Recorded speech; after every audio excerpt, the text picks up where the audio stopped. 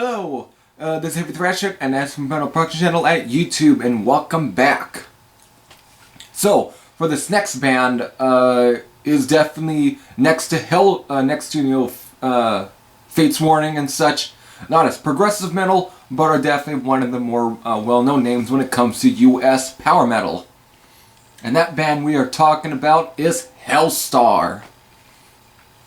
Of course, definitely being one of the forerunners within the US power metal scene and its genre, or even in just power metal in general, this band definitely gets brought up all the time. With A Distant Thunder, Remnants of War, Nosferatu, definitely. But here, this is their debut LP, titled Burning Star, released in 1984 through Combat Records.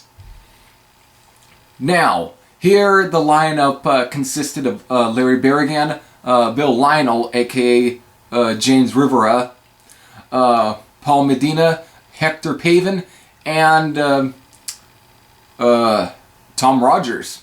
So, this first lineup records this album, which was produced by Carl Kennedy, who was the drummer for the Rods. He went on to produce quite a bit of albums as well for like Anthrax,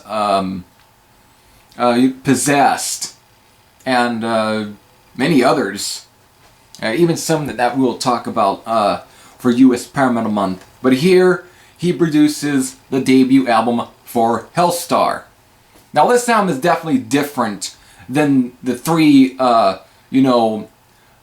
releases after this. It's got more, it's kind of similar also with like Fate's Warning's debut, where it's very much kind of sounding like their influence, like Judas Priest, Iron Maiden, and so forth. But what sets this band apart, just like with Fate's Warning, is singer James Rivera.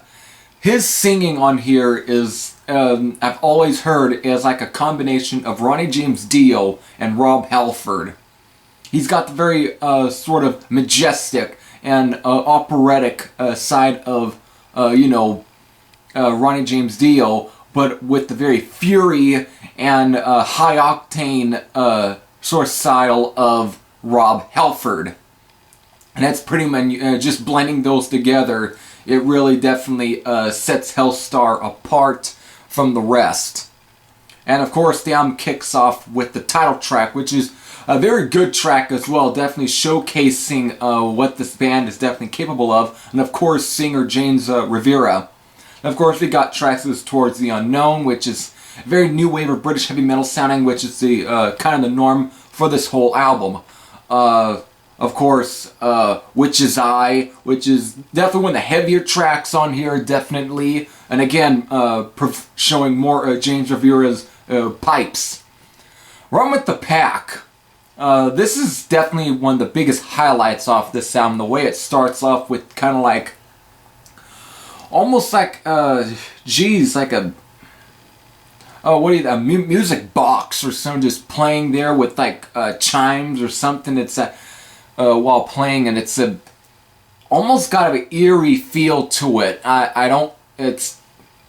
To me, I always thought the song was probably more towards like bikers or something for some reason, but I guess there's something darker to this track, I guess. But the whole song is very majestic in a way. It's a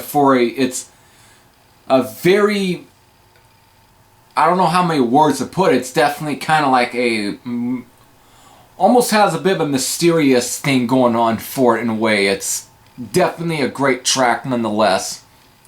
Leather and Lust, another good song. Possession.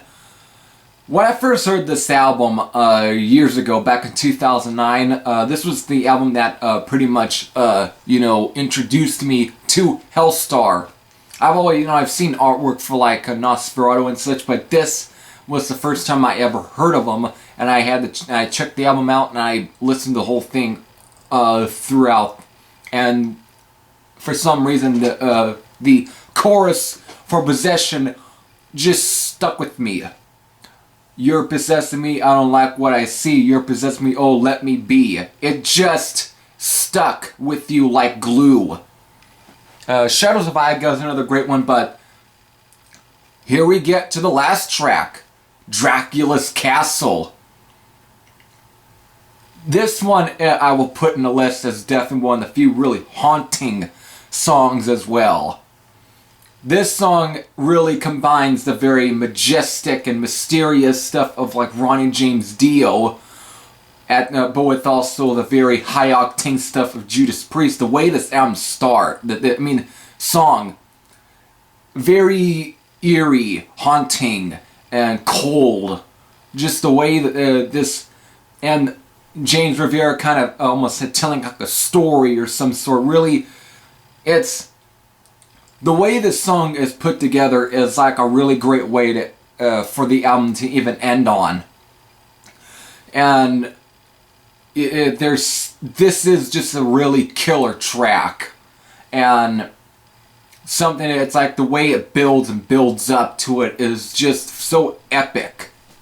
This is definitely one of the really crown jewels of the debut album, ending it on a very good note.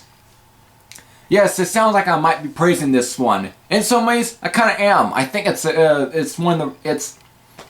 album that pretty much turned me on to Helstar, and in some ways it's something that sticks within my heart. It's for the rest of my life. It's a really good album, but it's an underappreciated one. Some say it's not nearly as good as the other ones. Sure, it might be true, because they would definitely release better releases, but with this album, just like Fate's Warning's Night Unbroken, this is an album that cannot be overlooked. Sometimes there are certain albums that still have to be given a listen, and this one should not be overlooked.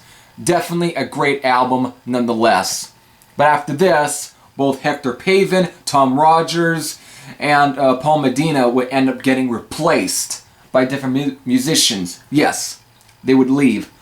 With James Rivera changing his name to James Rivera.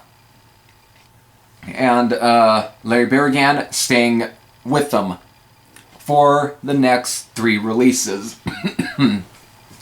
So, until then, if you have heard Burning Star, I know this was also featured in Scott and Trog's, top 50 hard and heavy albums of 1984. So, if you have heard it, post your comments down below. So, this is Thrasher saying, I am out, and it's time to get to the next album. And you know which one that is. Stay tuned.